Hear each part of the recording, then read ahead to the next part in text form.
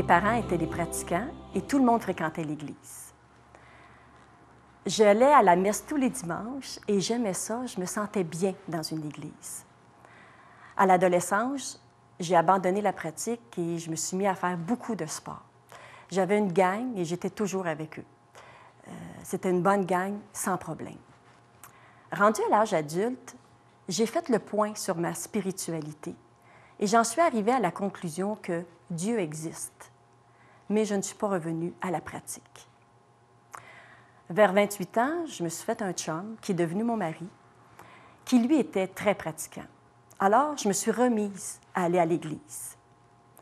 À cette même période, ma meilleure amie est devenue chrétienne et à chaque fois qu'on se rencontrait, elle me parlait du salut en Jésus-Christ. Au début, je l'écoutais avec patience, mais à un moment donné, j'en ai eu assez. Là, je lui ai dit, « Ça, là, c'est tes affaires. Si tu aimes ça, pas de problème, mais achale-moi plus avec ça. » Mais tout ce qu'elle m'avait dit, ça me trottait dans la tête. Alors, un dimanche matin, j'étais à la messe et j'ai mis Dieu au défi. Je lui ai dit, « Mon Dieu, moi, je sais que tu existes. Mais Jésus, tout ce qu'il a fait, est-ce que c'est vrai? Si c'est vrai, prouve-le-moi. » À cette époque, j'enseignais dans une école primaire et il y avait des Bibles qui traînaient. Et là, je me suis dit, le meilleur endroit pour connaître sur Dieu, c'est d'ouvrir la Bible et de lire. Alors, c'est ce que j'ai fait. Mon ami m'avait conseillé de commencer par le Nouveau Testament. Au fil de mes lectures, il y a 2 passages qui m'ont particulièrement touchée. Le premier se trouve dans la première lettre de Jean, au chapitre 5 et au verset 13. Jean dit, « Je vous ai écrit ces choses afin que vous sachiez que vous avez la vie éternelle, vous qui croyez au nom du Fils de Dieu. » Les choses que l'apôtre Jean parle, c'est tout ce qu'il a raconté sur la vie de Jésus. Et si vous vous rappelez, ma demande à Dieu, c'était « Montre-moi que ce que Jésus a fait, c'est vrai. » Et là, l'apôtre Jean me dit « C'est vrai. » Et en plus, il me dit que si je crois à ça, bien j'ai la vie éternelle. Même si j'avais saisi cette chose-là, je n'étais pas capable de le croire. Puis une autre chose dans ce verset-là qui m'avait touchée, c'était le temps du verbe. Il dit « Vous avez la vie éternelle, c'est dès maintenant. » C'est pas plus tard, c'est maintenant, je crois, j'ai la vie. Alors, il y avait 2 choses qui bloquaient mon acceptation, dans le fond, de ce que Dieu me disait, là. La première chose, c'était mon orgueil.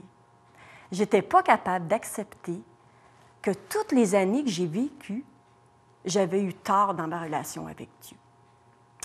Et la deuxième chose qui me bloquait, c'est que moi, je voulais une preuve que c'est vrai, tout ce qui était écrit. Alors, j'avais compris dans la lecture que j'avais faite qu'il y avait comme 4 étapes pour être sauvé. La première étape, c'était de se reconnaître comme étant pécheur. Et ça, je n'avais pas de problème avec ça parce que je suis loin d'être parfaite. Vous avez juste à en parler à mes enfants. La deuxième chose, c'était que par moi-même, je n'étais pas capable d'arriver à la perfection et à être digne de Dieu. La troisième étape que j'avais compris, c'était que Jésus, lui, il était parfait. Il n'avait pas fait de tort à personne. Donc, il pouvait devenir mon sauveur parce que lui était parfait. Et la quatrième, je devais accepter toutes ces étapes-là. Dans ce temps-là, je faisais beaucoup de jogging, puis j'aurais jamais été capable d'accepter. Je joguais, puis je réfléchissais à ça. Mais je m'attendais à avoir quelque chose de spécial, quelque chose d'extraordinaire qui me prouve que j'étais maintenant reçue de Dieu, peut-être des trompettes qui sonnent, je ne sais pas, là. Alors, en joguant, je réfléchissais à des passages bibliques et il y en a un qui me revenait, c'est dans l'Apocalypse 3, au verset 20. C'est Jésus qui parle. Puis il dit, « Voici, je me tiens à la porte et je frappe. Si quelqu'un entend ma voix et ouvre la porte, j'entrerai chez lui. Je souperai avec lui et lui avec moi. » Et ça, là, ça me parle de la simplicité du salut en Jésus-Christ. C'est simple, on n'a qu'à dire, oui, Jésus entre et il est là. Alors, c'est en joguant que j'ai accepté Jésus-Christ. J'ai arrêté de jogger, je me suis mis debout sur la rue, sur le trottoir, et là, j'ai fermé les yeux, puis j'ai dit à Dieu, oui, je reconnais que je suis pécheresse, j'ai péché. Je reconnais que je ne peux pas me sauver de moi-même, que j'ai besoin de Jésus, qui est mon sauveur, qui est mort à la croix pour moi. Et qu'en acceptant ce Jésus, j'avais dès maintenant, là, debout sur le trottoir, la vie éternelle en Jésus-Christ. Alors, depuis ce temps-là, ce que je trouve le plus extraordinaire avec ma relation avec Dieu, c'est la paix qu'il me donne. Je sais que si je meurs aujourd'hui, je vais me retrouver avec Dieu pour un bonheur total et éternel. Mais je sais aussi qu'à chaque jour que je passe sur la terre, Dieu est là avec moi. Dans les bons jours, les mauvais jours, les malheurs, il est toujours là. Et ça, là, il n'y a personne qui peut me l'enlever.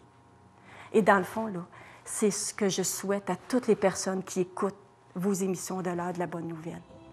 Avoir la paix avec Dieu.